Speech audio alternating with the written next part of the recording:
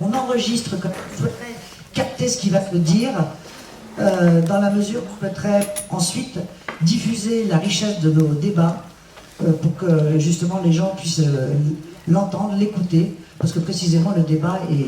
Alors c'est vrai qu'il y a celui des retraites, mais à ce sujet, il est souvent tu. Voilà. Donc l'idée, c'est de pouvoir garder la matière de... Alors, pourquoi on fait un débat aujourd'hui sur le nucléaire?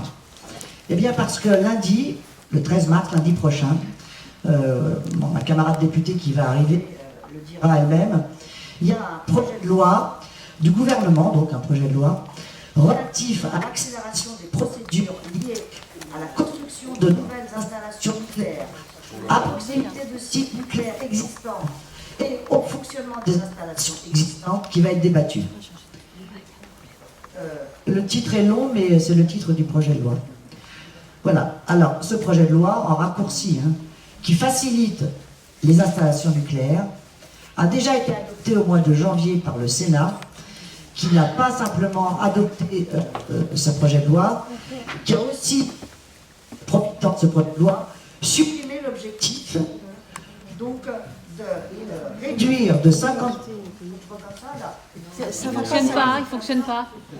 Il vaut mieux arrêter. Comme ça. Voilà, elle est trop près de la... Comme ça. Pas trop près de la barre. Bon. C'est pas un micro nucléaire. Bon. Comme ça. Donc ils ont les sénateurs ont profité pour finalement revenir sur ce qui avait été décidé en 2015, c'est-à-dire de réduire de 50% la part du nucléaire dans le mix électrique. Alors évidemment, ce projet de loi, dont je viens de vous parler, qui sera débattu le 13, il s'inscrit finalement dans la politique d'Emmanuel Macron de relance du nucléaire, et qui annonce qu'il avait fait d'ailleurs il y a un an, tout juste en février 2022, à Belfort, de relance du nucléaire, au motif 1, de répondre à la stratégie bas carbone, de neutralité carbone en 2050, d'une part. Donc, d'autre part, pour assurer notre indépendance énergétique, ce sont les arguments du nucléaire, et enfin de maîtriser la facture énergétique.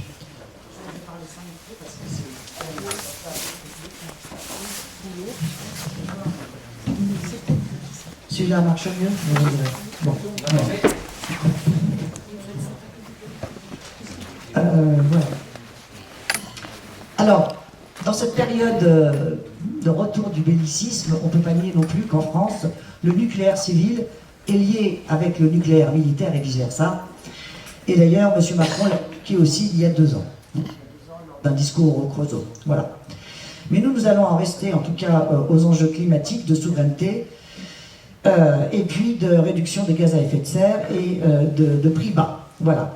Alors c'est vrai que sur ces objectifs, je pense qu'on se retrouvera, on est d'accord, pour être indépendant, pour la réduction du gaz à effet de serre, donc la neutralité carbone, et pour avoir des prix bas. Mais est-ce que le nucléaire est la solution? C'est des termes.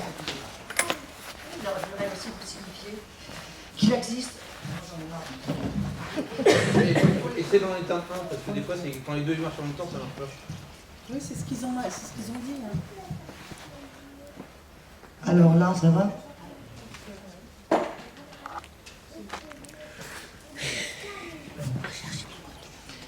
Je disais qu'en vérité, il existe un débat qui a été ouvert dans le cadre de la Commission nationale du débat public.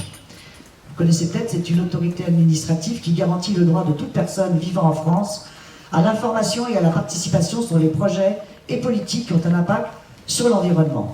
C'est ainsi que EDF, qui a été saisi pour construire déjà 2 EPR à Penly en Normandie, a été obligé finalement de convoquer cette fameuse Commission nationale du débat public avec RTE, Réseau de transport de l'électricité, et la présidente de cette fameuse commission, elle a voulu Élargir le débat en ces termes, avons-nous besoin d'un nouveau programme nucléaire?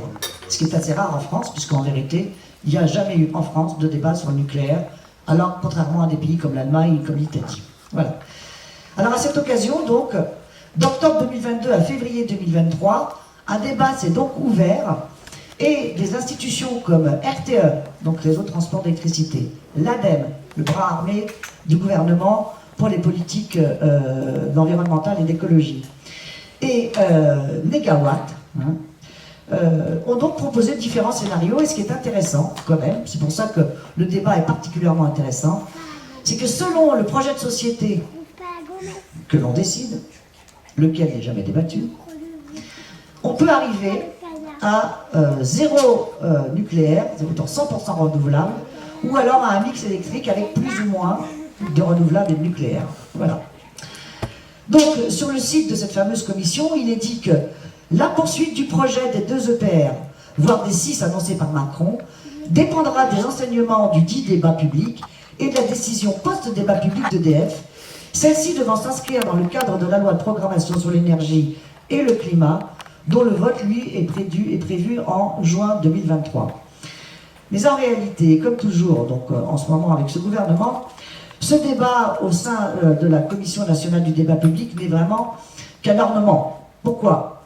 Puisqu'avant même qu'il y ait les conclusions, maintenant qu'il y a les conclusions de ce débat, eh bien il y a ce projet de loi, par exemple, qui est débattu. Ou alors, il y a eu un projet de loi sur les énergies renouvelables. Voilà. Et le projet de loi sur énergie-climat, ben finalement, il sera en juin. C'est comme si on faisait la loi de programmation d'énergie-climat se fera qu'en juin, alors que le programme est déjà établi avec cette proposition de loi et celle sur l'énergie renouvelable. Je pense que ma camarade députée, quand elle sera là, évoquera finalement cette absence de débat. Voilà, c'est pour ça qu'on a voulu le faire. Mais je dois dire aussi à titre personnel, et c'est pour ça que je me suis engagée à le faire, ce débat. Au sein de la France Insoumise, donc comme il a été évoqué, j'étais anciennement députée de la France Insoumise, je participe toujours aussi à son activité, au sein même de la France Insoumise, dont le programme a été fondé sur celui de Négawatt, c'est-à-dire du 100% renouvelable et de la fin du nucléaire. Au sein même donc des Insoumis, la jeunesse notamment, finalement, dit que le nucléaire est nécessaire. Mais moi, j'ai pas d'argument. Voilà, et ils ont des arguments, et je voulais les entendre. Parce que nous sommes insoumis, et c'est voilà un vrai débat qu'on voulait, et notamment chez la jeunesse, et même à gauche, et même chez la CGT Énergie, on a cherché celui qui était pour ou contre le nucléaire, parce que, effectivement, ça fait débat techniquement. Je reviendrai sur le débat techniquement. Voilà. Donc, en vérité, c'est un débat que je souhaite qui nous éclairera, c'est le cas de le dire, sur ces choix à venir qui vraiment sont à la fois des choix de société et donc des choix politiques, même si jamais on en parle, mais aussi des choix techniques, avec cette parenthèse que les choix techniques sont souvent politiques, puisqu'en vérité, là où on met l'argent, c'est là où on a envie d'investir. Voilà. Donc, j'ai terminé cette introduction. Les personnes, les intervenants vont parler 10 minutes chacun, autour d'une question. Est-ce que, dans le cadre de la nécessité de cette trajectoire bas carbone, avec à 2050 la neutralité carbone, est-ce que la relance du nucléaire, telle que l'a fait Macron, est une solution ou un piège? Voilà. Alors, chacun interviendra sur ces questions, nous présentera ses arguments. Ensuite, seront ouverts les questions précises sur ces interventions. Et ensuite, un débat où peut-être vous avez aussi une expertise que vous voulez partager. Et donc, du coup, chacun pourra intervenir. Et nos intervenants, qui sont aussi des experts, rebondir sur les remarques qui ont été faites. L'idée, c'est que ce débat soit vraiment contradictoire, mais constructif et surtout pas polémique. Donc mon rôle, ce sera d'être le garant du temps et de l'écoute respectueuse de chacun. Je vous remercie et je commence à donner la parole donc à la première participante, première intervenante que je laisserai se présenter de Greenpeace.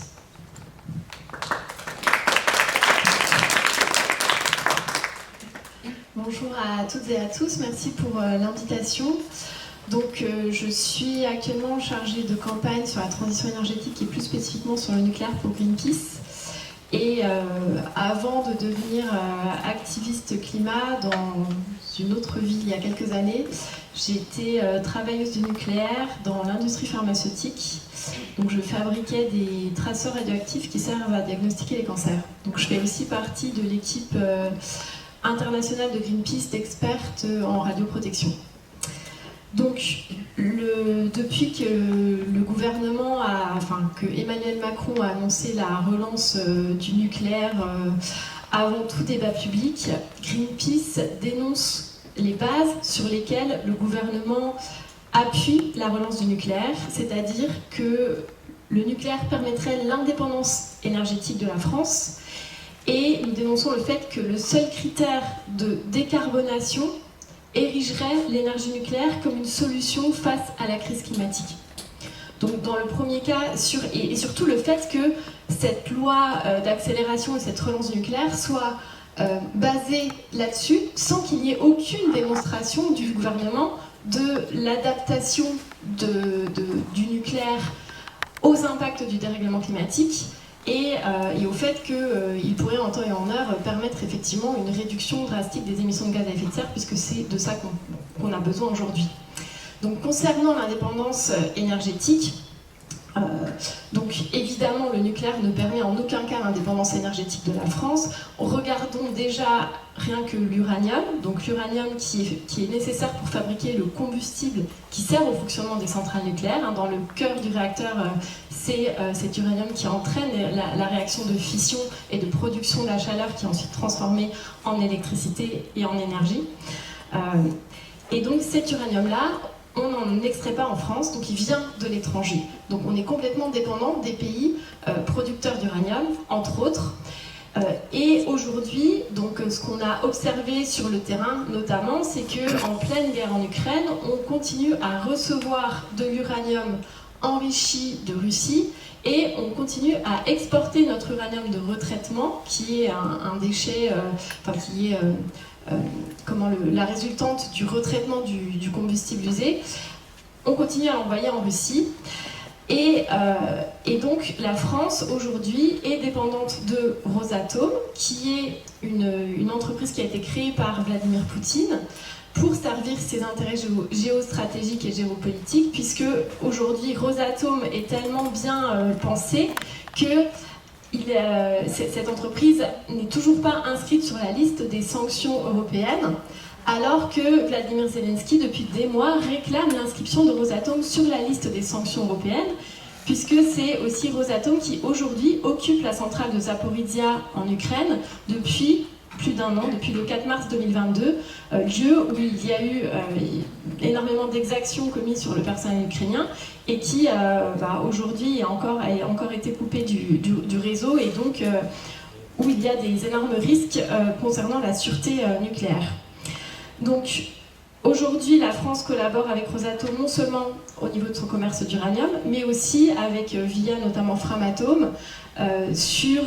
Aujourd'hui, il y a 2 réacteurs nucléaires qui sont en train d'être construits en Hongrie, et Framatome livre les équipements commandes de cette centrale qui est construite par Rosatom. Donc Greenpeace a produit un rapport qui explique les nombreux liens sur toute la filière du nucléaire avec la Russie. Donc la relance du nucléaire, loin de permettre l'indépendance énergétique de la France, elle maintiendrait la France en état de dépendance énergétique envers différents pays, dont la Russie, et dont des pays qui ne respectent pas les droits humains et qui nous maintiennent aujourd'hui sous un asservissement géopolitique. Donc, et la dépendance à Rosatom et à la Russie, aujourd'hui, elle est financière, elle est économique, elle est technologique, elle n'est pas seulement en France, elle est au niveau européenne, puisque Rosatom a construit 18 centrales nucléaires en Europe, et donc il y a des pays comme la Hongrie, la Bulgarie, la République tchèque, qui sont dépendantes de Rosatom pour la production de leur électricité. Et ça a amené la Russie à intervenir au niveau européen pour l'inclusion du nucléaire et du gaz fossile dans la taxonomie européenne. Voilà, je m'arrête là sur le sujet, il y en a beaucoup à en dire.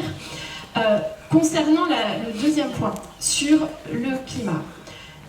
La décision pour nous de construire des réacteurs nucléaires, ce n'est pas solution pour faire face au dérèglement climatique, mais c'est plutôt une excuse pour retarder l'action climatique et pour faire croire qu'il y a quelque chose qui est mis en place. Et entretenir le mythe d'une énergie abondante et peu chère sert à rassurer la population, alors qu'aujourd'hui on a plutôt besoin d'être en alerte par rapport à l'urgence de faire quelque chose.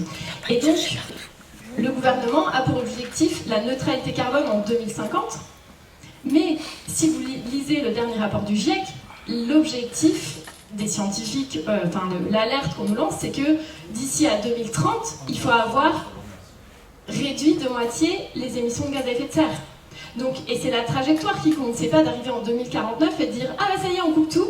et on est à notre neutralité carbone en 2050. Non, c'est l'accumulation des gaz à effet de serre qui aggrave le dérèglement climatique et qui crée tous ces impacts. Donc, aujourd'hui, les solutions qu'on doit mettre en œuvre, et c'est bien là la question, c'est quelles solutions on doit mettre en œuvre pour réduire le plus vite possible dans les années qui viennent, là, les émissions de gaz à effet de serre. Et donc, seules les énergies décarbonées qui ont un impact direct dans les prochaines années doivent être prises en compte. Et aujourd'hui, on met 15 à 20 ans pour construire une centrale nucléaire. On ne va pas attendre 2040 pour avoir un effet concret sur les réductions d'émissions de gaz à effet de serre. Alors qu'on a les énergies renouvelables qui sont en plein boom dans le monde entier, au contraire du nucléaire qui est en réduction, qui, quand on a toutes les autorisations, peuvent voir le jour en 1 à 2 ans. Les installations d'énergie éolienne ou photovoltaïque sortent de terre. Donc on a des impacts rapidement qui sont possibles.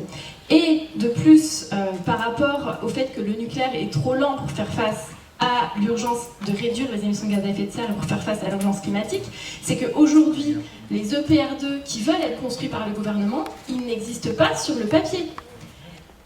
Ils n'existent pas. Donc, en plus du fait de toutes les défaillances du parc qu'on a bien vu cet hiver, le fait que la maintenance du parc est problématique aujourd'hui pour EDF, il faut dire que les soudeurs qui viennent réparer les fissures dans les centrales sont des soudeurs américains. On ne sait pas le faire en France. Donc on a toute cette problématique-là aujourd'hui du savoir-faire et du manque de compétences sur cette filière. Et on voudrait miser là-dessus pour faire face au dérèglement climatique. J'ai encore combien de temps ? Encore 2-3 minutes. Ok, merci. J'ai pas pris Ok. Et sachant que le nucléaire, c'est 17% de notre consommation finale d'énergie en France. Donc, ça veut dire que si le gouvernement, en mettant en phase de climat nucléaire, ça veut dire qu'il occulte tout le reste qui consiste à sortir le plus rapidement possible des énergies fossiles et à se poser les questions de comment est-ce qu'on développe des énormes plans de sobriété, comment on réaménage, réorganise tous les secteurs de la société pour la rénovation énergétique des bâtiments massive, pour développer des mobilités douces, pour relocaliser les emplois, etc., etc.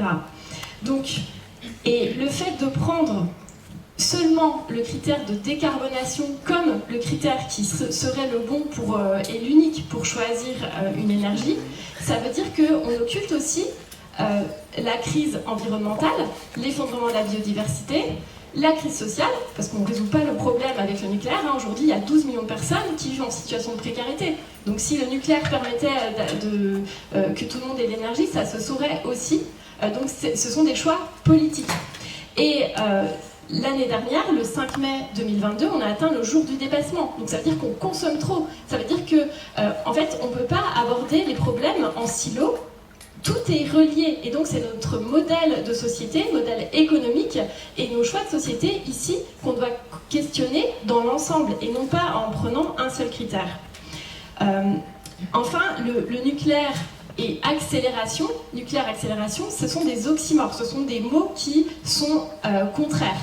La Cour des comptes, dans son rapport sur la filière EPR, pointe les énormes problèmes qui ont conduit au fiasco du premier modèle EPR, qui a aujourd'hui un Flamanville, c'est 11 ans de retard et c'est une multiplication par 6 des coûts du réacteur, hein, qui n'est toujours pas démarré. Donc, et la Cour des comptes, elle pointe le fait qu'on s'est précipité pour construire ce modèle EPR, et c'est notamment ça qui a conduit à la catastrophe. Et aujourd'hui, le gouvernement veut nous faire croire qu'on peut accélérer le nucléaire. Donc, d'autres alternatives existent que le nucléaire, et ce sont les seules possibles pour permettre la protection et la régénération de nos terres, de nos collectivités, pour créer des territoires qui misent sur l'économie circulaire. Et ce sont des alternatives qui n'exposent pas les corps à la radioactivité, n'exposent pas les travailleurs précaires aux effets des radiations qui génèrent des cancers, qui ne font pas planer de risque d'accident nucléaire sur la population, qui ne créent pas des déchets dangereux, hein, parce qu'en quelques décennies de production d'électricité, on laisse aux générations futures, dans un temps qui n'est même pas imaginable à l'échelle humaine, hein, des déchets nucléaires qui vont être dangereux pendant plus de 100 000 ans. C'est vertigineux. Ce sont des alternatives qui ne peuvent pas être utilisées en temps de conflit et de guerre comme armes ou comme bouclier, comme c'est le cas à Zaporizhzhia aujourd'hui en Ukraine. Et oui, tout à fait, dans une minute j'ai fini. Et qui ne nécessite pas un refroidissement constant dans un monde où l'eau va devenir le nouvel or blanc. Donc, mais surtout qui répondent à l'urgence climatique avec leur rapidité d'installation. Et donc le en même temps du nucléaire et des énergies renouvelables, il est impossible parce que ces deux types d'énergie, elles n'entraînent pas le même modèle de société, ni les mêmes conditions de vie sur Terre. Et chaque euro qui va être mis dans le nucléaire va ralentir la transition énergétique vers les mesures qui sont réellement impactantes. Merci.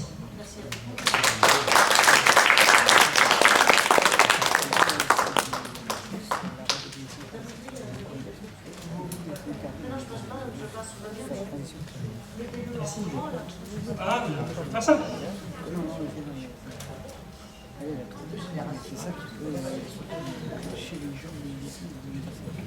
Ok. Alors j'ai un peu twisté entre guillemets le terme parce que j'ai marqué la lutte contre le nucléaire, une solution ou un piège. Donc c'est un peu, on va voir un peu différemment. Très rapidement pour me présenter, donc Dimitri Carbonel, je suis à la fois shifter. Donc shifter c'est en fait une équipe de bénévoles qui notamment est en lien avec le Shift Project. Je m'en parlerai rapidement après. Je suis notamment aussi, on est trois d'ailleurs ici, à être porte-parole des shifters, donc il y a l'équipe de bénévoles. Je travaille aussi sur toute la partie plaidoyer sur la loi industrie verte, et je travaille aussi sur la partie énergie-climat. Puis j'ai écrit un petit bouquin aussi, qui s'appelle 2050 Crash ou Renaissance, où j'aborde notamment les sujets de l'énergie. Mais au-delà de ça, ce qui est intéressant, c'est de voir quelles sont nos fragilités écologiques, mais aussi sociales, inégalités. Tout ce que paraissent les technologies, notamment on va le voir sur la partie énergétique, mais aussi quelles sont leurs limites. Comment est-ce qu'on peut atténuer notre impact en tant qu'individu, en tant que société, en tant qu'entreprise. Et après, comment est-ce qu'on peut aussi s'adapter. Et là, je parle d'une société boule de guy, je ne vais pas en parler ici, mais j'aborde aussi notamment des sujets comme la désobéissance civile, le sujet de la démocratie, enfin tous ces sujets-là. Enfin, c'est quelque chose qui me tient à cœur depuis un certain temps et j'avais envie de le poser, entre guillemets, dans un livre. Alors, je vais passer... Ouais, si... Alors... just after... Ok, parfait. Donc, le Shift Project, on a un certain nombre de valeurs. La première, c'est la valeur scientifique. Je veux dire, tous les éléments sont basés sur des éléments scientifiques. Alors, on peut contester, hein, et si c'est contesté, à ce moment-là, on peut revenir sur nos positions. D'accord ? Deuxième chose, on est neutre politiquement. Il peut y avoir de tous les partis, on s'en fiche, c'est pas le problème. Mais en revanche, on a quand même un objectif, c'est de réduire aussi l'impact carbone. On ne fait pas tout, parce qu'on se concentre sur un sujet particulier. Et enfin, l'enthousiasme. On a plein d'initiatives parmi les shifters qui sont, par exemple, là, il va y avoir bientôt un week-end qui sera réalisé, il y a un concours de BD, effectivement on parle des travaux du shift, il y a plein d'initiatives différentes. Et ça, je pense que c'est essentiel, surtout pour ceux qui sont un peu éco-anxieux ou éco-anxieuses, lorsqu'on agit ensemble, et lorsqu'on vers un but commun, c'est quelque chose qui donne de l'énergie, qui nous fait sortir un petit peu de, parfois, de l'éco-anxiété que pas mal de personnes peuvent avoir. Alors j'ai repris les statuts de LFI et de LV. Et en fait, dans le statut, si je ne me trompe pas, LFI, c'est marqué l'objectif, c'est de sortir des énergies fossiles et des énergies, et du nucléaire. Alors, c'est le scénario négawatt. Si on regarde ELV, eux, ils parlent uniquement de sortir du nucléaire. Les énergies fossiles, dans leur statut, j'entends, il n'y est pas dedans. Alors, c'est un choix, peut-être qu'ils changeront, ça, je ne sais pas, je ne suis pas dans leur système. Enfin, dans leur... j'en sais rien. Vas-y. Et la question est, est-ce que c'est réaliste? Et si c'est pas réaliste, quelle est la priorité? C'est ça véritablement l'enjeu qu'on a aujourd'hui. Alors, trop vite. Et la démarche du Shift Project, elle est en fait toute simple. On calcule. Et en fait, quand on dit on calcule, ça signifie qu'on va regarder ce qu'on produit. De l'autre côté, est-ce qu'on peut produire? Quelle est notre capacité à produire? Et de l'autre côté, de combien on a besoin.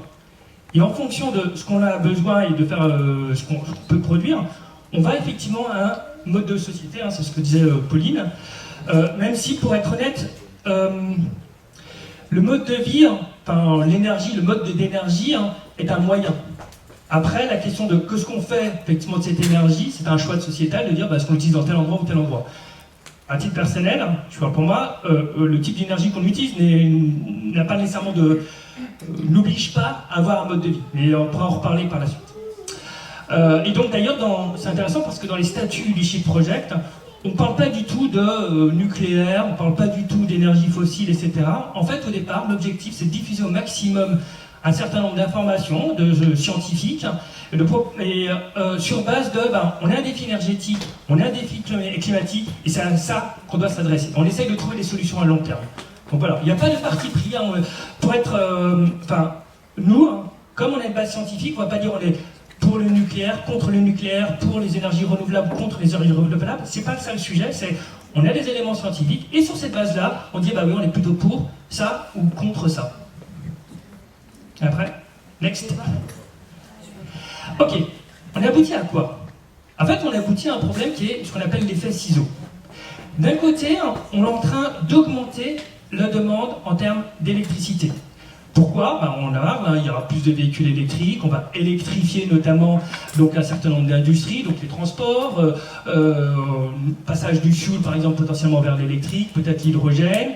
Tout ça fait que la demande en électricité va augmenter.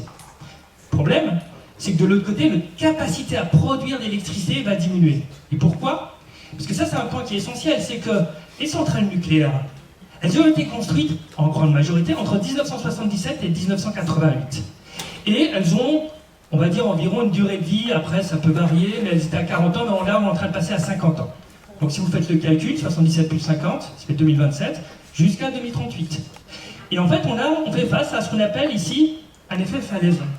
En fait, quand on dit là, effectivement, on a nos 56 réacteurs, mais effectivement, si on s'en tient effectivement à 50 ans, on va avoir une très forte chute de la quantité d'électricité qui va être produite par les réacteurs nucléaires. Donc la question, c'est comment on fait pour gérer ça? Est-ce qu'on est capable ou pas de le remplacer par des énergies renouvelables? C'est une vraie question. Mais c'est un point qui est essentiel parce que c'est pas comme si on gardait ces centrales nucléaires tout le temps. Parce que là, ce serait une autre histoire. Là, c'est vraiment, on est comme ça, pouf, on en a beaucoup moins. C'est comme si, par exemple, demain, on divisait par 2 votre salaire. Par quoi vous allez le compenser? Dans le domaine de l'énergie, c'est le même principe, de l'électricité. On va poursuivre. Et donc ici, nous, notre position, c'est qu'en fait, on n'a pas d'autre choix que d'utiliser l'ensemble des leviers de décarbonation, mais l'ensemble des 2 leviers qui sont au niveau de 3 niveaux. Le premier point, c'est l'efficacité énergétique. Ça veut dire effectivement, par exemple, d'avoir des systèmes qui, pour un logement, par exemple, vous allez moins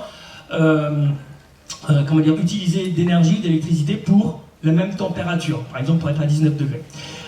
En revanche, il faut faire attention. L'efficacité, ça signifie derrière qu'il ne faut pas qu'il y ait ce qu'on appelle d'effet rebond. C'est-à-dire que si par exemple vous rénovez et que vous avez, et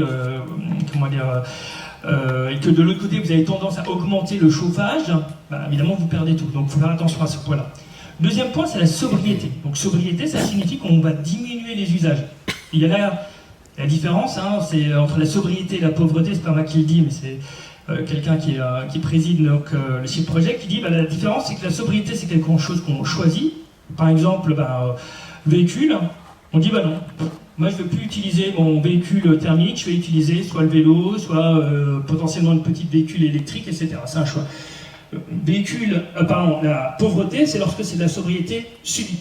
Donc ça signifie que voilà, vous n'avez pas le choix, le carburant coûte trop cher, vous ne pouvez plus prendre votre voiture. Vous avez vraiment besoin de prendre votre voiture, vous n'avez plus le choix, vous ne pouvez pas la prendre. Donc ça, on essaye d'éviter la pauvreté. Et c'est l'enjeu du débat ici, c'est énergie renouvelable et énergie nucléaire. Et donc la question est, est-ce qu'on peut faire uniquement les énergies renouvelables, ou en fait, pour parvenir à répondre à la demande, on est obligé d'avoir les deux. Pas uniquement le nucléaire, non, les deux. Vas-y, continue. On dira vrai. En fait, l'enjeu que nous, on a, au niveau du Shift Project, c'est vraiment de sortir des énergies fossiles. On a besoin donc des ENR et du nucléaire pour y arriver. Donc si on en retient un, c'est comme un trépied, hein, vous voyez, ça tombe. Hein. Ça, c'est l'esprit dans lequel on est. Et sachez que le pétrole a plein d'autres impacts, hein, parce que par exemple, on fait notamment des pneus avec, ça envoie un certain nombre de particules.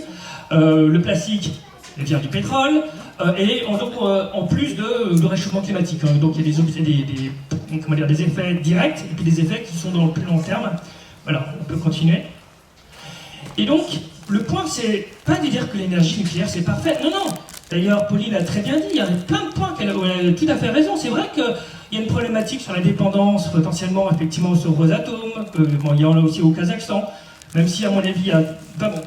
on en parlera potentiellement par la suite, mais il y a aussi d'autres problématiques sur, effectivement, la question du recyclage. Est-ce qu'un jour ou l'autre, peut-être, est-ce qu'il y aura un accident en France? C'est une question. Il y a pas mal d'autres sujets. Mais énergie renouvelable aussi, hein. Il faut savoir quand même que les énergies renouvelables, on a quand même une problématique, c'est que 70% de la production de panneaux photovoltaïques viennent de Chine. Autre point, on utilise aussi un certain nombre de matériaux, notamment on a besoin de beaucoup plus de cuivre. Alors pour les matériaux rares, c'est notre particularité, mais on l'utilise beaucoup moins, sauf quelques cas pour les éoliennes offshore, mais de terres rares. Il y a l'acceptation. Tout le monde n'a pas nécessairement envie d'avoir soit une éolienne près de chez soi. Ou alors on va faire, par exemple, on va couper un certain nombre de forêts, parce que la législation peut-être le permet aujourd'hui, des forêts ou des champs agricoles pour mettre des panneaux photovoltaïques, pour mettre des choses. Ça ne veut pas dire qu'on le fait partout. Si la réglementation elle est suffisamment bonne, on évite ça. Aujourd'hui, c'est ce qui est en train de se passer. Il y a aussi, par exemple, vous avez de la grêle, évidemment, pas de bol, hein, votre panneau photovoltaïque, il ne fonctionne plus. Et puis après, évidemment, on va en reparler après, il y a un impact au niveau de l'utilisation des énergies fossiles. Il y a, imaginons, donc, ce qui arrive un anticyclone sur toute l'Europe, en décembre, vous n'avez plus beaucoup d'énergie, hein. Il va falloir que vous preniez du gaz ou du charbon, ce qui émet des CO2. Et puis après, il y a d'autres problématiques de recyclage, hein. Le recyclage notamment des panneaux photovoltaïques, ça dure environ 20 ans, donc là il faut quand même le gérer. Recyclage notamment des pales d'éoliennes, etc. Je dis pas, l'objectif c'est pas dire l'un est mieux que l'autre, je dis juste que chaque énergie a ses problèmes. Chaque énergie a ses risques. C'est ça que je suis en train de dire. Et si on va continuer encore un slide plus loin, le problème en fait c'est pas tant celui-là, c'est l'énergie fossile. Il faut savoir qu'en 2022, il y a eu 2816 morts directs liés à la canicule en France. Et apparemment au niveau indirect, plus de 10 000. Dans le passé, notamment s'il y a 2003, plus de 15 000 morts, il est certain qu'on aura beaucoup plus de morts en raison du réchauffement climatique, pas uniquement de la canicule, mais d'autres problèmes, demain, beaucoup plus. Si on regarde l'ensemble des morts qui sont liées aux énergies renouvelables et aux centrales nucléaires en France, 0. Alors peut-être qu'il y a des gens qui sont tombés du toit, ça je ne les ai pas calculés. Hein. Et dans le futur, c'est possible, hein. Il ne faut pas dire le contraire, mais c'est possible que non aussi. Donc d'un côté, on est en train de comparer des personnes qui vont véritablement mourir, et ça on le sait, avec potentiellement des personnes qui vont... Il y aura peut-être un accident, ou pas. Et là, on se trouve dans cette choix, c'est un dilemme cornélien, hein, auquel on doit faire face. On peut continuer. Non, alors je vais plus rapidement, mais le lien entre énergie renouvelable et énergie fossile, eh bien, c'est ce que je disais tout à l'heure, c'est-à-dire que dans ces scénarios RTE, comme on a besoin de plus d'énergie renouvelable, on a besoin aussi de l'autre côté de plus de capacité pour répondre à la demande en termes de... Enfin, voilà, je vous l'ai dit, hein, c'est un anticyclone. Alors, si on coupe, on peut décider de tout couper hein, en termes d'énergie. Mais si on ne peut pas tout couper, il faut des centrales à gaz, il faut du charbon, etc. pour être capable, le jour où il n'y a pas suffisamment de l'énergie éolienne ou solaire, de pouvoir y répondre. Continue. L'Allemagne a réussi un très beau boulot puisqu'elle a réussi effectivement à augmenter la part d'énergie renouvelable et en réduisant le nucléaire. Sauf 2 ans. Il y a 2 ans, en fait, ce qui s'est passé, c'est la chose suivante, c'est qu'ils ont augmenté l'usage du charbon malgré la forte augmentation des ENR et peut-être qu'on voit, alors je ne veux pas faire le lien de cause à effet, mais il y a une diminution aussi de l'utilisation du nucléaire. Et donc, encore une fois, c'est-à-dire qu'on arrive en dessous d'un stade où il va falloir, comme on n'a pas entre guillemets de baseload, d'énergie potentiellement nucléaire, on n'a pas suffisamment, on est obligé de prendre du charbon et du gaz, et on a vu quelles sont les répercussions qu'on a. On va continuer.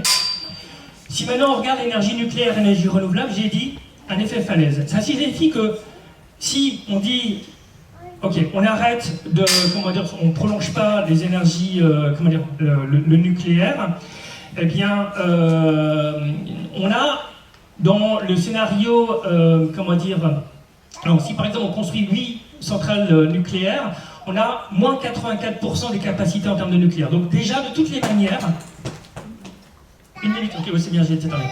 On va voir ça. De l'autre côté, il va falloir construire beaucoup plus d'éoliennes. Alors soit x7 ou x12 si on décide de ne plus faire du tout de nucléaire. Je peux continuer. Et donc le rythme aussi devient très compliqué effectivement à tenir si on décide encore plus tôt d'arrêter l'énergie nucléaire. On peut avancer encore. Et la question c'est évidemment si on manque d'électricité, qu'est-ce qui se passe? Si on manque d'électricité, ça a des effets sur la santé. Ça signifie qu'il y a des personnes qui sont en précarité énergétique, parce que potentiellement il y aura, on n'a pas suffisamment d'énergie solaire et nucléaire, puisqu'on n'a plus de nucléaire. Et donc il y a d'autres problématiques au niveau de l'emploi, des problématiques au niveau de potentiellement de coupure d'électricité, de boulangeries qui se ferment, d'entreprises qui se ferment, etc., etc. Il y a même, je ne sais pas si vous avez vu, mais en Angleterre, ils donnent des ordonnances pour du chauffage. Voyez où on en est. On va continuer. Mais néanmoins, je voudrais quand même terminer sur un point positif sur mon dernier slide. C'est un débat qui a eu lieu il n'y a pas très longtemps entre Jean-Marc Jancovici, qui est reconnu, même s'il a adouci un peu son discours pro-nucléaire, et Yves Marignac, mégawatt, qui est anti-nucléaire. Et sur Elicit, durant ce débat, 75% du temps, ils étaient d'accord. Parce qu'ils ont dit que l'objectif, c'est de réduire les énergies fossiles. Et que la question du nucléaire, effectivement, ils n'étaient pas d'accord dessus, soyons francs. C'est pas ça la priorité. La priorité, c'est d'abord réduire les énergies fossiles, absolument. Et les autres éléments, et là on peut en reparler au niveau débat, parce qu'il y a la manière de présenter le débat, effectivement, sur l'échelle, effectivement, les choses sont certainement pas à faire. Mais bon, ce que je veux dire, c'est les énergies fossiles qu'il faut absolument attaquer, voilà, ou réduire. Je vous remercie.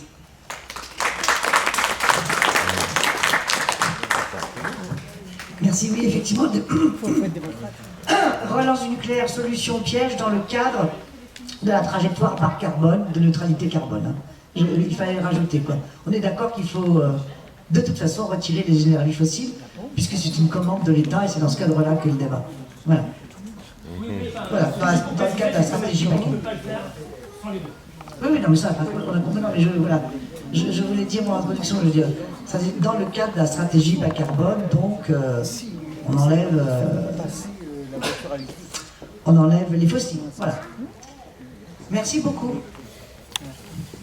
Maintenant, je laisse la parole, donc, le troisième intervenant, Gianni Carosa, collectif contre l'ordre atomique, qui nous parlera précisément de ce qui se passe un peu à l'étranger.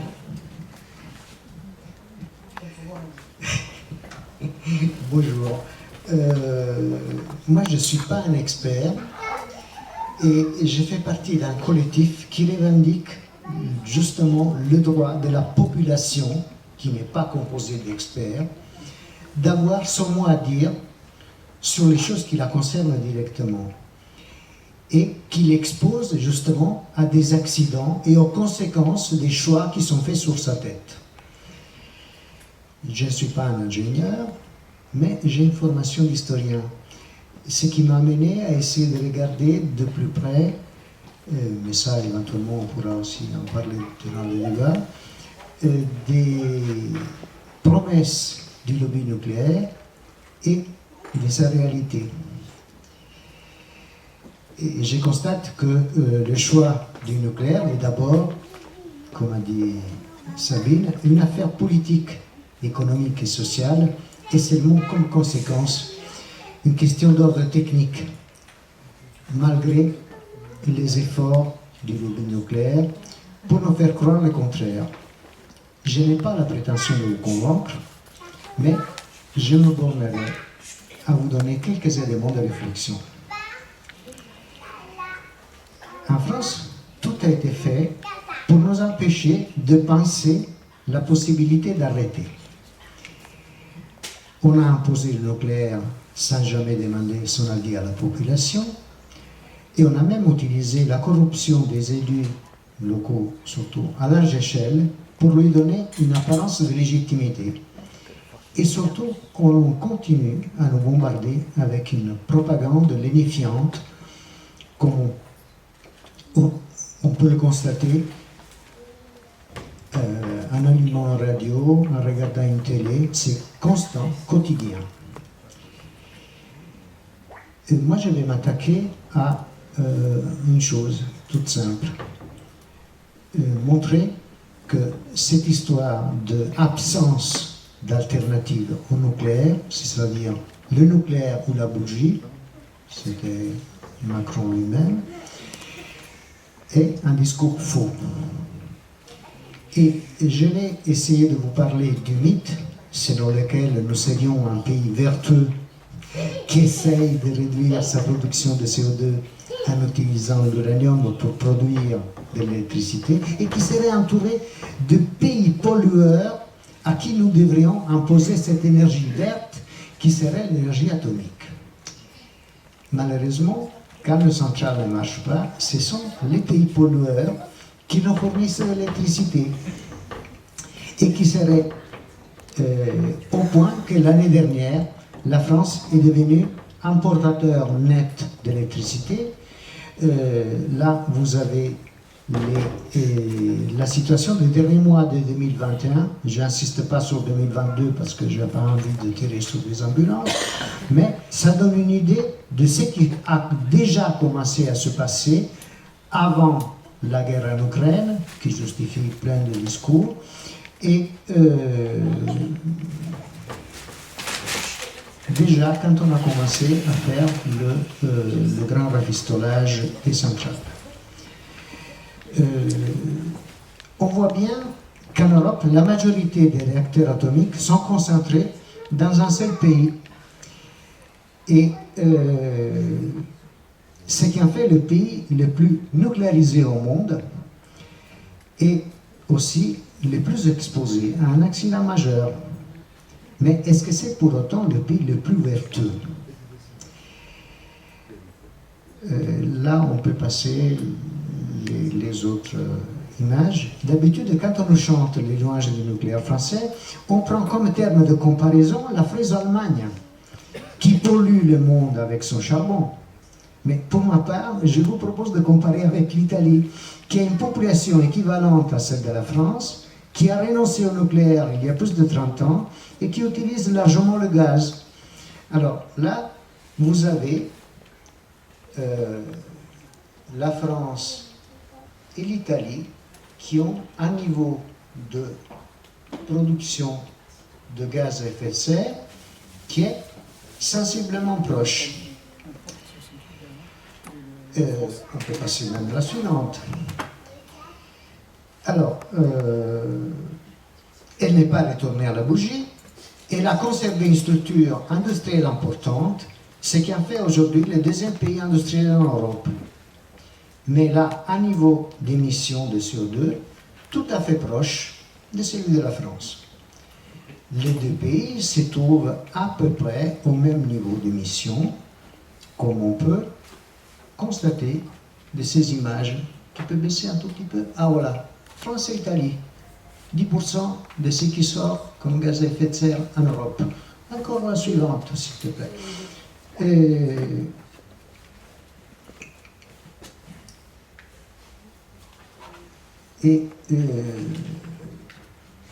En fait, comment expliquer que ces deux pays, l'un très nucléarisé et l'autre pas du tout, émettent sensiblement la même quantité de gaz à effet de serre. Soit le nucléaire n'est pas une source d'énergie aussi décarbonée qu'on le raconte, soit ce n'est pas seulement le mix de la production d'énergie électrique qui est en cause, mais bien l'ensemble des émissions liées à la civilisation industrielle dans laquelle nous vivons. Tu peux baisser un tout petit peu encore. Et voilà, on voit la France et l'Italie qui sont à peu près au même niveau. Et en fait, il est question d'agriculture, industrie, transport, énergie, logement, c'est-à-dire l'ensemble de notre civilisation et pas seulement le mix qu'on utilise pour produire de l'énergie électrique. Au passage, je vous fais remarquer qu'en France, la suivante s'il te plaît, oui, non mais là il y a des données sur l'empreinte carbone de la France, de l'Italie et même du Royaume-Uni un peu. Encore la suivante s'il te plaît. Mais là justement, au passage, il faut remarquer qu'en France, il y a des riches qui polluent beaucoup et des pauvres qui ne peuvent pas se le permettre et polluent nettement moins. Il faudrait donc, quand on parle de décarboner, prendre en compte la dimension sociale du problème et pas seulement son aspect technique. Regardons la suivante, mais regardons les tendances. On voit ici, la suivante s'il te plaît, merci, quels sont les pays qui essayent d'améliorer leur situation en mettant en route des programmes de réduction des gaz à effet de serre. C'est le Climate Change Performance Index qui analyse les actions de chaque pays dans 4 catégories: la politique climatique, les énergies renouvelables, la consommation d'énergie et les émissions de gaz à effet de serre. Et la France et l'Italie se retrouvent toujours ensemble à la 28e et 29e place, où on voit, on reconnaît les efforts de l'Allemagne dans ce type de classement. Encore la suivante. Ici, vous pouvez retrouver des données simplifiées de la production d'électricité en France et en Italie. En France, on trouve le nucléaire avec 21 à 25% de renouvelables.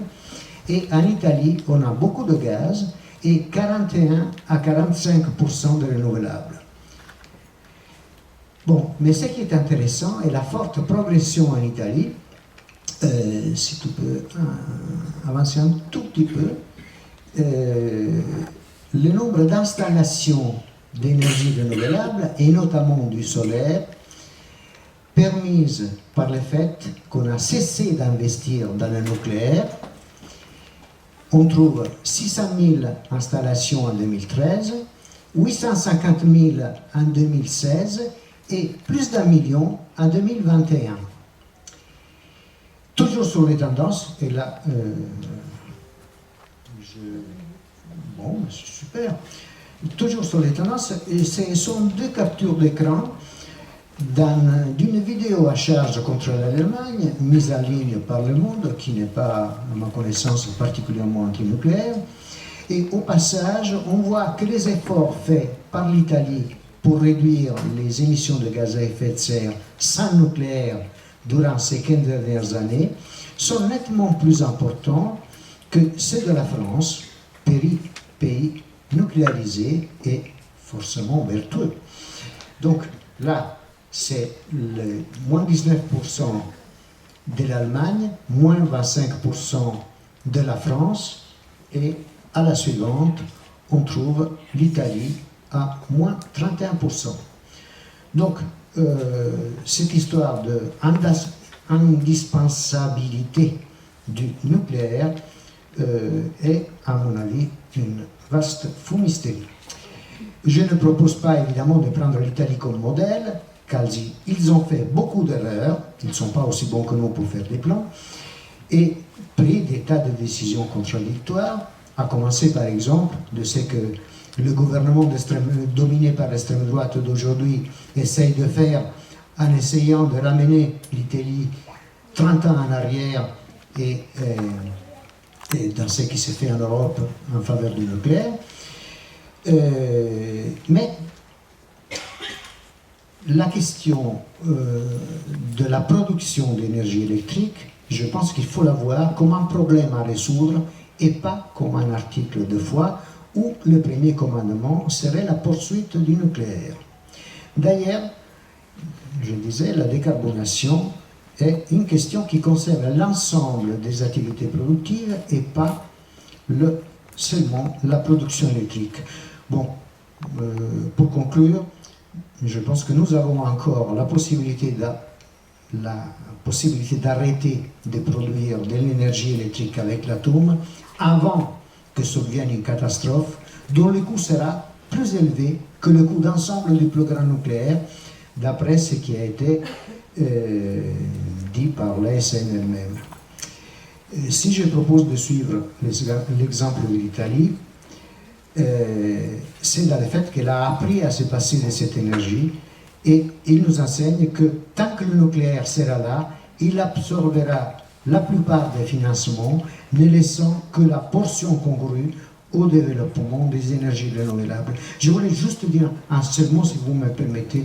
Moi, je pense qu'il faut, pour ce qui concerne EDF, je pense qu'il faut préserver l'unité, les compétences et les statuts publics d'EDF en le soustrayant la production et la distribution d'énergie aux appétits des vautours qui se nichent dans ces marchés juteux, et que la production d'énergie renouvelable et malheureusement aussi la surveillance des déchets va assurer longtemps la pérennité de cette entreprise qui ne doit pas être ni dépecée ni privatisée, mais gérée comme un bien commun de première nécessité.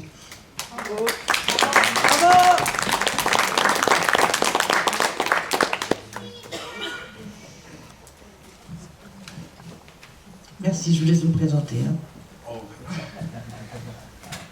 Oui, c'est vrai, je suis venu un peu au pied levé donc pour représenter, alors évidemment le syndicat Énergie 93, mais plutôt la fédération Mine Énergie CGT. Donc dans la période en plus aussi des retraites, on est très mobilisé dans le cadre contre la réforme des retraites. Donc évidemment, j'ai pas spécialement de diaporama à présenter, et pourtant je pense que ça aurait pu justement avoir un peu un regard ou une comparaison par rapport à ce qui a été présenté. Je trouve que les enjeux énergétiques, finalement, passent un peu au second plan par rapport à l'actualité sur les retraites. Et quand on regarde les enjeux autour de l'énergie, et ben finalement, on voit que beaucoup de personnes payent le prix fort. Et quand je dis que je paye le prix fort, parce que finalement, il faut pratiquement revenir depuis les années 2000, parce que notre fédération, alors qui représente, pour imager, on représente plus de 180 entreprises de la branche des industries électriques et gazières. On a autant d'électriciens que de gaziers, on a aussi les mines, et on a toute la branche des énergies alternatives. Donc ce qui permet d'avoir un grand rayon sur l'enjeu des énergies. Et moi j'ai en responsabilité la politique énergétique et industrielle, ce qui fait que, alors bien évidemment, il ne faut pas que le débat soit auprès que des experts, mais évidemment ça doit aussi avoir des débats de citoyens, parce que l'énergie, c'est en gros, c'est un bien commun, et je commencerai par là. Et autour des enjeux d'énergie, on voit bien que l'actualité qui a fait qu'on a fait un focus sur l'énergie, c'est à travers les tarifs. Aujourd'hui, les tarifs, on voit qu'elles ont augmenté, bien évidemment avec des changements qui ont été liés à la nouvelle organisation du marché de l'électricité, et ce qui fait que, on se retrouve où tout le monde paye l'addition très chère sur des choix politiques qui ont été amenés depuis les années 2000. Alors bien évidemment, on aurait pu revenir sur le fait de changer le statut des entreprises qui étaient des entreprises publiques, industrielles et commerciales, avec comme conséquence aujourd'hui de laisser la part au marché, et notamment à générer des profits à la clé. Et on le démontre souvent à travers des communications qu'on a pu avoir, et on a fait main basse sur l'énergie, gaz et flux à tous les étages, plusieurs journaux 100% publics, qui permet d'éclairer autant l'enjeu de la facture, mais aussi l'enjeu d'énergie. Et dans ce qui a été présenté, automatiquement, il y a des choses qu'on partage, bien évidemment, autour des enjeux environnementaux. Et on voit que finalement, quand on regarde quels sont nos futurs besoins, eh ben, il y a des vrais débats autour quels seront nos futurs usages. Et c'est pour ça que quand on voit l'offre et la demande, moi je préfère parler de équilibre production-consommation, mais après chacun a ses termes, mais elles se rejoignent à travers ces questions-là. Et quand on regarde aujourd'hui, on voit une électrification qui va se faire à travers le véhicule électrique. Alors même s'il y a un vrai débat sur est-ce qu'on va être tout véhicule électrique ou versus il y aura un équilibre entre l'ensemble des motorisations qu'il peut avoir sur le véhicule, il y a le débat autour de la question de la sobriété. Et ça a été dit, aujourd'hui, elle est souvent forcée, pas malheureusement trop choisie par rapport à ça. On le voit bien, parce qu'aujourd'hui, on a 13 millions de précaires, et il n'y a pas eu une descente, il n'y a pas eu faire en sorte que la précarité a descendu dans la période, et bien au contraire, avec l'augmentation des tarifs, on risque de faire basculer de nouvelles personnes dans la précarité énergétique. Après, on a aussi le fait que l'industrie évolue. Donc aujourd'hui, on avait la métallurgie qui utilise beaucoup du charbon dans leurs procédés, pour leur four, et donc le passage en électrique ou en hydrogène va amener des vraies questions, comment on fournit en termes de puissance, pour avoir une industrie aujourd'hui qui va aller vers le bas carbone. Et finalement, ça a été présenté aujourd'hui dans les premières estimations qu'il peut avoir. Alors, il y en a qui diront c'est jamais assez, il y en a d'autres qui diront c'est déjà trop. En gros, on a une consommation de 530 TWh en termes d'électricité. Si on regarde par rapport au gaz, parce que souvent le gaz, on a tendance un peu à le mettre de côté, et même moi qui est électricien, j'ai tendance à pas souvent trop évoquer le gaz, et à tort. Aujourd'hui, le gaz, c'est l'équivalent en termes de consommation électrique. Voire, c'est peut-être la première année où il y a une baisse de la consommation du gaz dans sa globalité, parce qu'aujourd'hui, on parle du gaz dans le côté résidentiel, dans le chauffage, mais dans bon nombre de secteurs de l'industrie, comme les verts, aujourd'hui, ils utilisent du gaz, et bien d'autres secteurs qui, aujourd'hui, sont des gros consommateurs de gaz. Et avec l'évolution de... Parce que le gaz, évidemment, il est naturel, il est CO2, évidemment, donc l'évolution de vouloir faire du biogaz va amener d'autres débats à la clé, avec une production de biogaz pour justement répondre aux besoins.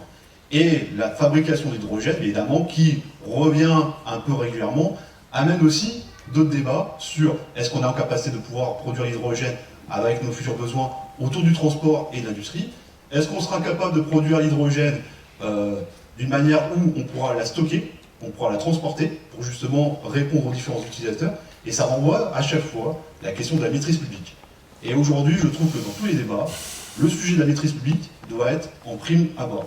Pourquoi je dis ça? Parce que la question du pour ou contre le nucléaire, je le dirais comme ça, après, je dirais qu'il y a une question de rationalité par rapport à ce qui se passe. Aujourd'hui, on a 61 gigawatts de production installée en termes de nucléaire, 30 gigawatts, je le fais grosso modo, en termes d'énergie renouvelable, donc hors hydraulique, bien évidemment, et on a bien évidemment un hydraulique avec un potentiel qui peut augmenter, ce qui fait qu'aujourd'hui, on a un mix énergétique qui est composé, tel qu'il est un peu décrit, j'étais assez rapide, mais je pourrais donner un peu plus de détails en termes de puissance, qui fait que, quand on regarde qu'est-ce que contribue chacun dans la consommation, le nucléaire, alors là j'ai un petit désaccord, c'est aujourd'hui 50% du fait que cette année on est en réduction par rapport à la disponibilité du parc, mais l'année 2021 on est à 68%, ce qui fait que c'est une réponse qui fait aujourd'hui aux besoins de nos consommations de tous les jours. Alors, quand je dis ça, il y a des vraies équations ou des vrais inconnus, voire des débats de société. Quand on aborde la question du logement, bien évidemment, quand on regarde le plan d'investissement et quand on regarde aujourd'hui l'ambition de faire de la rénovation thermique pour justement consommer moins, aujourd'hui ça renvoie qui peut et qui a la capacité de pouvoir faire cette rénovation thermique, parce que ça peut être aussi un pendant pour pouvoir réduire, parce que dans la consommation, alors je dirais par rapport à ce qui est évoqué, pour donner un peu l'image, la consommation résidentielle, par rapport à 500 TWh, c'est à peu près 300 TWh qui aujourd'hui est dans la consommation résidentielle. Pour donner un peu l'exemple. L'industrie, nous on juge qu'elle n'est pas assez, parce que à travers l'enjeu de chaque filière, on voit bien, on a chaque filière s'était présentée de part et d'autre. On a, je dirais, une industrie qui n'est pas à la hauteur des enjeux. Que ce soit en France ou en Europe, on ne va pas se mentir. Les énergies renouvelables, aujourd'hui, à part le captage financier qui a été fait, sans contrôle et maîtrise publique, aujourd'hui, l'Asie a pris le marché, a capté le marché le plus gros. Et finalement, on se retrouve où on aura dû développer une filière. Alors ça aurait pu être, on aurait pu demander à EDF à l'époque de développer dans le cadre de son mix énergétique une production d'énergie renouvelable avec justement des questions sociales qui doivent être posées. Parce qu'on voit bien que dans les enjeux qui en plus des filières, il y a la question des garanties collectives des salariés. Et aujourd'hui, quand on regarde l'enjeu de chaque filière, quelque part, bon, on dit on va fermer des centrales thermiques, on en a fermé avant, parce que depuis les années 2015, on a fermé plusieurs centrales, et il y en a eu quelques-unes en Ile-de-France, si on prend Vitry-sur-Seine, en 2015, Porcheville, qui était des centrales fuel en 2016-2017, avec aujourd'hui une perte de capacité pilotable qui nous fait grand défaut, et la preuve, on n'est pas à une contradiction près, c'est qu'on redémarre aujourd'hui nos centrales à charbon à Saint-Avold pour répondre à nos besoins, ce qui fait que ça nous renvoie tout le débat de la souveraineté énergétique et quelle maîtrise publique on peut avoir sur la question de l'énergie. Et moi, pour ça que je ne mets pas en opposition aucune filière, parce qu'aujourd'hui, on pourrait dire chacun a porté ses intérêts de chaque filière, voire même des fois des intérêts privés à la clé. Et aujourd'hui, finalement, il faut revenir sur une maîtrise, planifier, parce que la planification, c'est pas qu'un grand mot, programmer et construire. Et ça veut dire qu'il faut mobiliser les acteurs industriels à la clé, parce que, bon, je dirais, le dernier centrale nucléaire qu'on a eu comme expérience, ça a été Civaux, 13 ans, 14 ans même, pour la mise en service, donc pour donner un peu l'ordre de grandeur. Donc aujourd'hui, on est à 7 ans de retard, concrètement, par rapport à Flamanville. Bon, je dirais, oui, ça montre aujourd'hui nos carences sur la maîtrise industrielle, sur une perte de compétences qui a eu lieu. Après, c'est vrai qu'aujourd'hui, si on regarde sur l'emploi qui peut être fait, on a différentes phases d'emploi. Typiquement, et c'est pour ça que je dis que si on mettait l'industrie, peut-être les calculs seraient différents. Mais évidemment, la grande partie qu'il y a en termes d'emploi et économie sur une centrale nucléaire, c'est sur la partie exploitation et maintenance. Si on regarde par rapport à chaque filière, il n'y en a aucune qui aujourd'hui amène autant d'activités économiques dans un territoire, pour être concret. Après, ça renvoie à d'autres sujets sur la sous-traitance, comment on fait en sorte que les salariés soient dans des conditions, des garanties collectives de haut niveau pour pouvoir travailler. Mais aujourd'hui, si je prends le renouvelable, tout le renouvelable, je vais même aller plus loin, le renouvelable élec et gaz, aujourd'hui, tous ceux qui ont promu les lois, les salariés sont en dehors des statuts historiques des industries telles que les gazières. Aujourd'hui, c'est le dumping social, en gros, de chacun. Il fait comme il a envie de faire sur, en gros, la gestion et l'exploitation des installations. Ce qui nous fait que d'ailleurs, nous, on dit aujourd'hui, oui, programmons, oui, mettons une maîtrise publique, mettons un statut pour l'ensemble des salariés du secteur, pour justement répondre aux besoins de demain, et surtout, réduire, la précarité énergétique, refaisons une tarification qui soit la réelle image des coûts d'investissement, alors dans la production, dans les infrastructures, parce qu'aujourd'hui les infrastructures, ça a été montré, si demain on met que des voitures électriques, je ne vous raconte pas les bornes de recharge qu'il faudra et la puissance instantanée pour alimenter les véhicules électriques. Donc ça nous renvoie à des vrais sujets en termes de comment on maîtrise et comment on identifie et comment on cadence, que ce soit la modernisation, la rénovation des réseaux. On a montré dans des reportages sur la partie distribution, des fois, c'est une hécatombe sur les réseaux, et qu'en plus, les montants d'investissement ne sont pas alloués par rapport à ce qui devait être fait pour rénover les infrastructures. Alors le gaz, aujourd'hui, avec la future directive sur la rénovation thermique, ça met en concurrence de nouveau l'électricité et le gaz, et pourtant, on aurait pu mettre de la complémentarité entre elles avec le fait de faire des packs, des pompes à chaleur hybrides qui devaient être élec et gaz, ce qui faisait qu'on arrivait à trouver un équilibrage en permanence, mais on voit sans cesse des oppositions à chaque fois de chauffage. Alors il y a le chauffage urbain, il y a évidemment la possibilité du chauffage électrique, ce qui fait que c'est un des gros consommateurs qu'on a en France, et ce qui fait qu'aussi on est gros thermosensibles. Vous voyez que quand on regarde le sujet d'énergie, avec toutes ces composantes, je dirais, relance ou pas, solution au piège du nucléaire, je dirais qu'il faut avoir toutes les énergies, avoir une vraie maîtrise publique, avoir justement des garanties et avoir une veille sur les aspects environnementaux, sociaux, évidemment. Moi je dirais économique, moi c'est pas ma partie, donc là-dessus je vais pas défendre l'intérêt d'une filière parmi tant d'autres. Et on va se retrouver demain avec, aujourd'hui, si on regarde et qu'on remet la souveraineté énergétique vraiment avec une vraie maîtrise publique et de mettre les citoyens au cœur, nous, ce qu'on met à travers les futurs EPIC, les entreprises publiques à industriel et commercial qui est aujourd'hui sur une filière électrique et gazière, eh bien oui, on remet la gestion collective, on remet la gestion automatiquement de cette épique aux mains de la population aussi pour pouvoir justement répondre aux besoins de demain avec évidemment l'État, évidemment avec d'autres acteurs, mais d'avoir en gros quelque chose qui permet de pouvoir répondre aujourd'hui à un programme progressif de l'énergie qui sera une réponse de demain.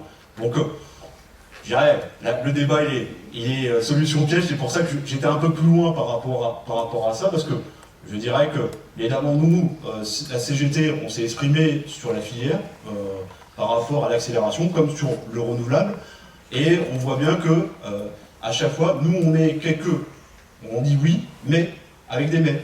Parce que d'ailleurs, on voit bien qu'on peut tomber dans des dérives, et qu'il faut être vigilant sur ces points-là.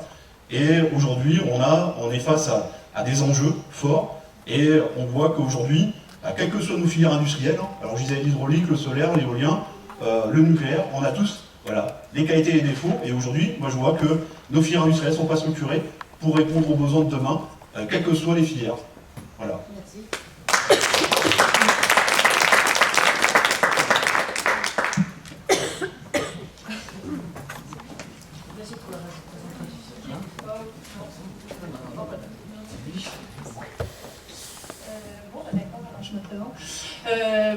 Bonsoir, désolé, je suis arrivée un petit peu en retard, j'étais à une action là, au Lila en soutien des grévistes contre la réforme des retraites, parce que voilà, on est en pleine bataille d'ailleurs.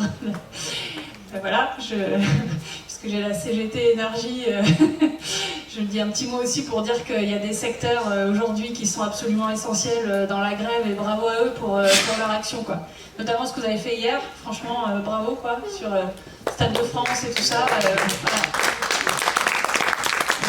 Aussi que nous en tout cas on soutient comme on peut avec Caisse des grèves et tout ça, et puis on sait que voilà, ça coûte quoi, un jour de grève ça coûte toujours, on sait que nous voilà, on sait ce que c'est, et donc bravo pour votre action, bravo pour l'action de tous ceux d'ailleurs ici qui sont grévistes, qui agissent contre la réforme des retraites. Je dis ça parce que bon, on est le nez dedans aussi, alors c'est un autre débat, encore que je pense qu'on pourrait faire des liens aussi avec le projet de loi sur le nucléaire, puisque c'est deux projets de loi qui sont là en même temps, avec en tout cas le même déni démocratique, à minima. Voilà. On peut retrouver ça aussi, et puis je dirais qu'un autre point commun, puisque j'en suis aux passerelles, un autre point commun, parce que vous avez parlé de maîtrise publique, là c'est la mainmise du marché, quoi. Voilà, dans les deux cas. Il y a au moins ça en tout cas en commun. Bon, donc en tout cas merci beaucoup pour l'invitation, puis je suis heureuse d'être ici. Il se trouve que moi je suis chef de file sur le projet de loi sur le nucléaire pour la France Insoumise, donc je travaille pas mal sur le projet de loi, alors en étant en même temps sur les retraites, donc c'est toujours un peu compliqué. Donc je vais vous donner quelques éléments, mais comme beaucoup de choses ont déjà été dites, je vais essayer plutôt de compléter. En tout cas, il est en train de se prendre actuellement des décisions absolument décisives pour notre avenir. Et en tout cas, je crois qu'on peut se mettre d'accord sur le fait qu'il n'y a clairement pas le débat qu'il devrait y avoir là-dessus, sur le nucléaire. Alors, est-ce le hasard du calendrier? Ça arrive en pleine bataille des retraites, et peut-être que ça empêche aussi ce débat nécessaire. Je vous le dis aussi, ce projet de loi, il arrive en examen en hémicycle lundi, mardi, mercredi. Il squeeze, il court-circuite le débat de la CNDP, du Conseil national des débats publics, qui n'était pas terminé, et donc il les annonce sur la relance, la super relance atomistique, avant même la fin du débat de la CNDP. Et puis il y a un problème plus fondamental, mais qui avait lieu aussi pour le projet de loi sur les énergies renouvelables, c'est qu'en fait le gouvernement fait les choses complètement à l'envers. Normalement, on aurait dû avoir d'abord la loi de programmation énergie-climat, avec la PPE, la programmation sur 5 ans des scénarios énergétiques, quoi qu'on pense sur le nucléaire, etc. Normalement, une planification publique éclairée, c'est d'abord de décider des scénarios de façon éclairée, avec des études d'impact et tout ce qu'il faut derrière, voilà. Et ensuite, de décider, voilà, en fonction des objectifs de développement qu'on se donne et des échéances, de décider des moyens qu'on donne sur les ENR, sur les énergies renouvelables ou encore sur le nucléaire. Là, les choses ont été faites de façon totalement antidémocratique, c'est-à-dire que, et y compris par rapport aux parlementaires, c'est-à-dire qu'en gros, en fait, on va décider de choses irréversibles.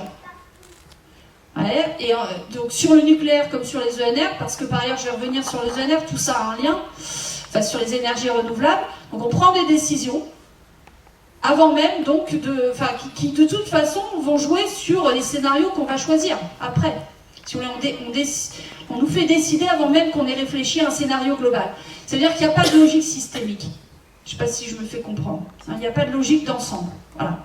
Donc ça c'est un premier problème. Quoi qu'on pense voilà, des scénarios à soutenir sur le nucléaire. Alors ensuite, nous en ce qui concerne la France Insoumise, on est en fait on rejoint en fait 3 des 6 scénarios de RTE. Hein, de sortie à terme du nucléaire, 2050 ou 2060, puisqu'il y a quand même, je le rappelle, 3 scénarios sur 6 de RTE, hein, voilà, du réseau électrique de France, qui posent la possibilité de sortir du nucléaire à terme, 2050 ou 2060. Voilà. Nous, on est sur ces scénarios-là. On est sur le scénario même 2050 pour l'instant, en rejoignant aussi le scénario qui a été élaboré par Négawatt. Voilà, ça, je vous le dis pour la France Insoumise. Mais, je le dis aussi, on discute avec l'ensemble des partenaires, et notamment avec les syndicats de salariés, parce qu'il y a aussi, de toute manière, quel que soit l'avis qu'on peut avoir sur les trajectoires en matière de nucléaire, des questions sociales et des questions démocratiques qui se posent. D'ailleurs, on a beaucoup d'amendements sur la question démocratique et la question sociale. Et la question de la sûreté nucléaire, je vais y revenir, parce qu'on a un vote très important qui va avoir lieu sur l'IRSN. L'Institut de recherche sur la sûreté nucléaire, je vais y revenir. Donc, d'abord, je vais aborder le problème global, le problème que pose ce gouvernement, c'est que, quoi qu'on pense sur les trajectoires du nucléaire, ce gouvernement, c'est une catastrophe sur le reste des leviers en matière énergétique. Je vais vous dire ce qui vient de se passer depuis 6 mois. D'abord, sur des leviers d'efficacité énergétique, c'est lamentable. La prime rénov et la politique de rénovation thermique des logements est lamentable. C'est-à-dire qu'avec le rythme actuel qu'on a, de ce fameux prime rénov qui est censé être l'outil miraculeux, pour développer la rénovation thermique des logements, il faut 2000 ans pour rénover globalement nos logements. 2000 ans. C'est-à-dire qu'en fait, prime rénov, c'est des rénovations à la marge, complètement, d'ailleurs, c'est tout à fait, complètement très inefficace, par juste une porte, une fenêtre, etc. Ça n'a rien à voir avec des rénovations globales de logements, ce qu'il faudrait faire absolument. Voilà. C'est-à-dire qu'il y a d'immenses gisements d'efficacité énergétique qui aujourd'hui ne sont pas utilisés, notamment sur le logement. Ensuite, sur les ENR.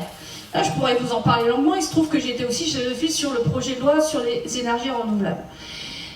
Pour nous, c'est une loi de décélération des énergies renouvelables. D'abord avec un droit de veto, de fait un droit de veto des maires qui a été conféré, voilà, sur les énergies renouvelables. Mais surtout, le plus gros problème, et je rejoins la question, et on est tout à fait d'accord sur la maîtrise publique, c'est que c'est la mainmise du marché. Vraiment, c'est une loi de dérégulation du marché des énergies renouvelables. Le marché, il n'y a aucune planification en réalité, aucune.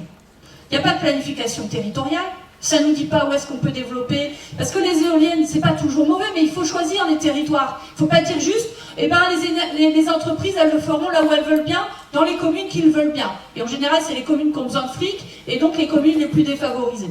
Voilà ce qui se passe. Voilà pourquoi on se retrouve avec je ne sais combien d'éoliennes dans tel territoire de Picardie, ou voilà. C'est ça le problème, c'est qu'il n'y a pas de planification territoriale, publique.